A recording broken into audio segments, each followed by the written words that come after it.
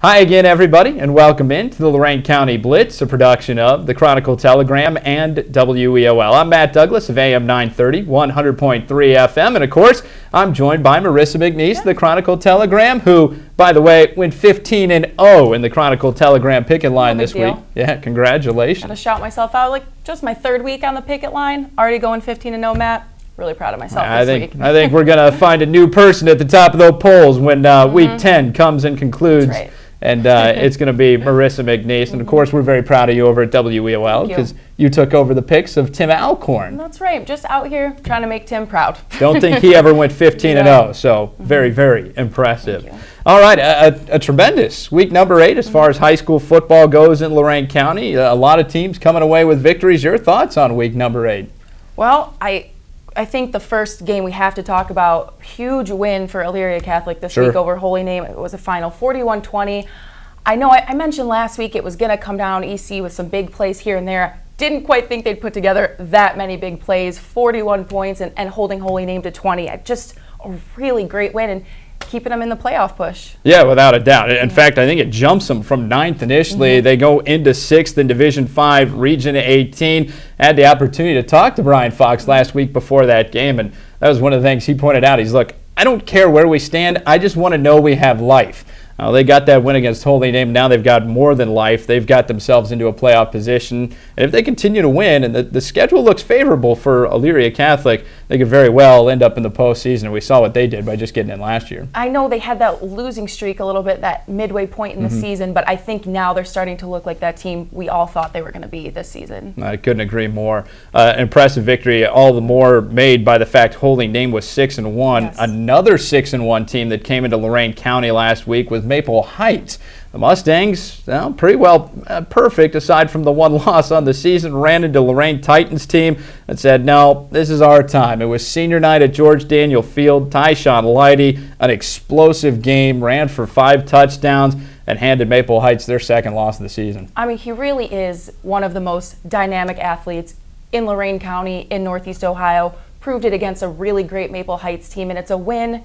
Like we kind of said last week, whether or not Lorain is fighting for a playoff spot, they're playing for pride. Final home game, something they really needed to do this week. I think that's the one thing you can always count on a Dave McFarland-led team. They're going to play until the final whistle. They're going to play until the final week. And they were playing for pride, George Daniel Field, and boy, what a victory they had over that Maple Heights team. And what a performance by Tyshawn Leidy on senior night as well. He's just always incredible to watch week in and week out. He just finds new ways to make plays and just be that go-to guy. They always talk about getting the ball in the hands of their playmakers, and he's the guy for them. Some fun games coming up for Lorain, too, as they head into the final stretch of the season. But staying put on week number 8, taking a look at some of those big wins. Clearview and Columbia throw records out when these two teams get together. It's always very close. Chase Christensen, the quarterback of Clearview, obviously well aware of this one. So he threw for 5 touchdown passes in that game, and they pulled away. The Clearview Clippers pulled away the 40-15 victory. Yeah, like you said, toss records out the window. I covered this game last year. It's close. Clearview pulled out, I think it was just a 1-score game. And, these two teams, they have such a history, and they always just play each other so tough every year. They're always the cream of the crop over there in that Lorain County League this year. I love that conference. I think it's one of the tightest from top to bottom. Another game saw the Wellington Dukes going in, taking on an Oberlin team that only had 1 win on the season, and this one went right down to the wire. Mason McClellan of Wellington scores with 13 seconds left in the game to give Wellington the 34-30 victory. He's been one of those impressive guys all season for the Wellington Dukes. And then another game you have to note, in the Southwestern Conference, Midview coming off that victory over Olmsted Falls in week number 7, meeting up with Avon Lake. I think a lot of people were curious to see what could happen, and Avon Lake's defense makes another statement. I thought that game, I thought Midview might do a little more that game, like we said, coming off that big win, but that Avon Lake defense, there's no getting through it, it seems. So it's almost unfair. It's like they're playing the game on easy and everyone's playing on super difficult when it comes to the Avon Lake defense. 5 shutouts this season. Yeah. Remember, week 1 is their only loss of the year. They lost to Avon, so points were put on the board there. There really only been 2 or so teams that have been able to score on the Avon Lake Shoremen this year. I think they're one of the better teams heading into the postseason, and they certainly have a postseason spot as of right now. I mean, let's remember they only lost to Avon in week 1 by 1 point. So they're right there. And there have been some big scores. Teams have scored on them when second-string guys have come out on the field and stuff as well. So keep that in mind. Avon Lake has looked very good. They've got to continue to be impressive as they head down the stretch here. Again, their third straight shutout as they claim that victory over Midview in week number 8. Well, as always, as we talk about the week before, we have to name our first Federal Savings of Lorain Team of the Week. You and I talked a little bit about this. Certainly there's a few teams you can throw into it. Avon Lake with all the shutouts they've had this season. Elyria Catholic with their victory over Holy Name. But you and I agreed it had to be the Lorain Titans. It has to. Again, playing for pride. Last home game, they did what they needed to do against a Maple Heights team that they lost to last year, and that has been in their minds since then, I think. So got to give it out to the Titans this week. Yeah, nothing sweeter than a little revenge on your home field on senior night. Tyshawn Leidy, we mentioned the 5 touchdowns in that game. Mike Smith on the defensive side of the ball, 13 tackles, made all the more spectacular by the fact that Marcus Lane of Maple Heights came in with 500-plus rushing yards. He was held to 13 in that game against the Lorain Titans. So great offense, great defense, and that's why the Lorain Titans are our first Federal Savings of Lorain Team of the Week. Talked a little bit about the Team of the Week. Now we talk a little bit about the individual players, our top 2 from these 2. And Marissa, why don't you start it off this week? Keeping with the theme here with the Titans, I got to give it out to Tyshawn Leidy of Lorain.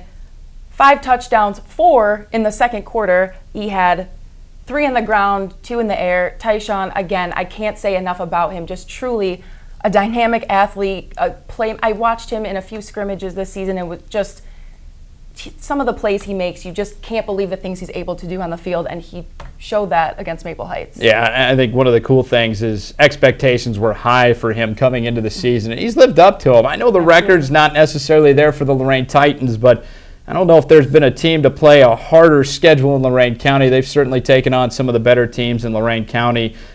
Maybe you could argue Elyria with that GCC, but boy, has it been tough for Lorain as far as their schedule goes. So I can't disagree with you on that one by any means whatsoever.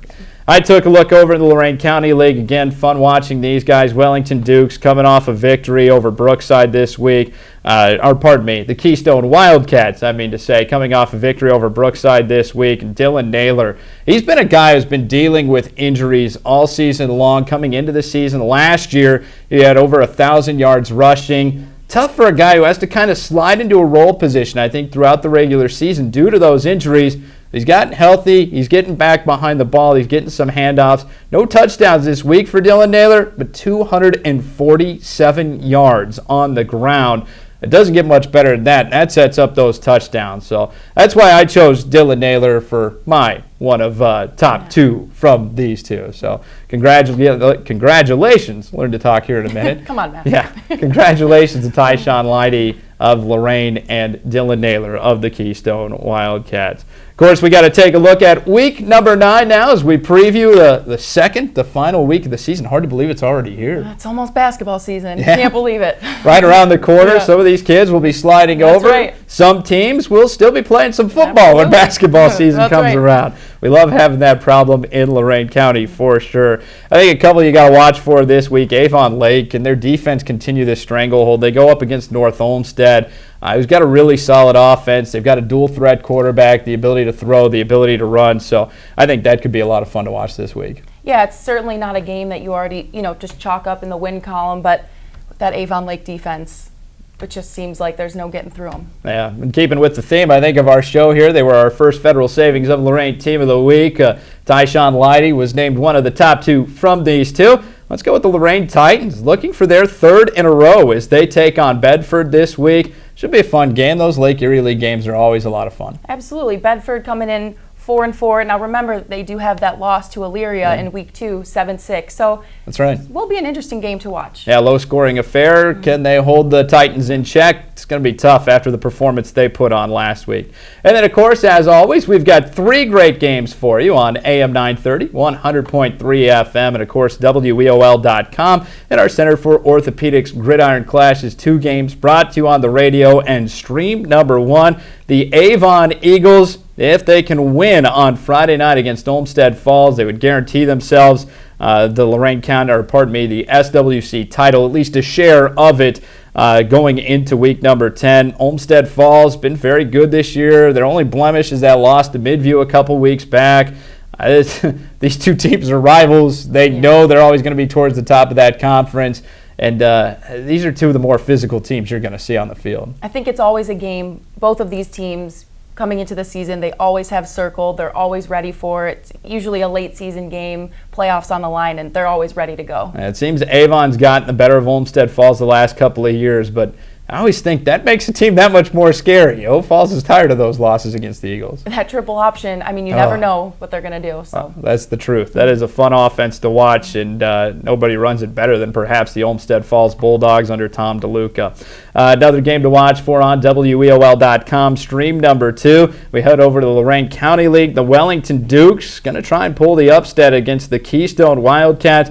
What I love about this league is any given Friday night, I feel if Keystone has a bit of a slip-up, Wellington can capitalize on an error or two. Wellington could very easily win this game. I mean, Keystone's certainly the team to beat in this conference, but I'm interested to see how Wellington holds up. If they are as good as we think they are, they're 5-3, but playing against Keystone and that offense led by Jacob Shackelford, it'll be a good game to keep your eye on. Yeah, you mentioned Jacob Shackelford, Dylan Naylor, Ryan Shackelford, the weapons for the Keystone Wildcats. The other side, Mason McClellan, Ben Higgins.